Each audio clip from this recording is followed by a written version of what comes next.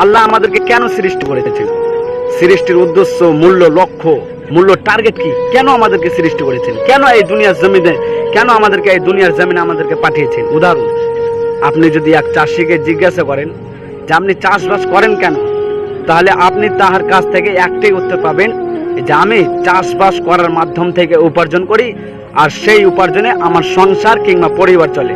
তাহলে দেখুন তো, একটি চাষির উদ্দেশ্য হচ্ছে চাষের মাধ্যম থেকে উপার্জন করা, আর সেই উপার্জনে তাহার সংসার কিংবা পরিবার চলা। তাহলে একটি মাস্টারের উদ্দেশ্য হচ্ছে ডিউটি পালনের মাধ্যম থেকে উপার্জন করা, আর সেই উপার্জনে তাহার সংসার কিংবা পরিবার চলে।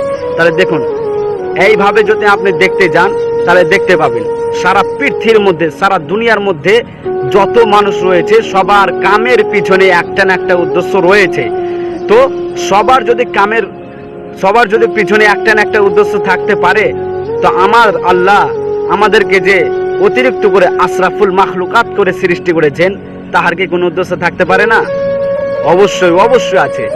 যে আল্লাহ তাআলা কুরআন মাজিদের মধ্যে স্পষ্টভাবে বলেছেন, ওমা খলাকতুল জিন্না ওয়াল ইনসা ইল্লা লিয়াবুদুন।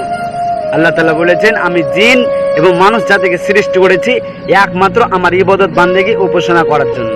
কিন্তু আফসোস, আজকে আমরা আল্লাহর ইবাদত করি না, নামাজ পড়ি না, রোজা রাখি না, কিছু করি না, শুধুমাত্র পাগলের মতো ঘুরে বেড়াইছে।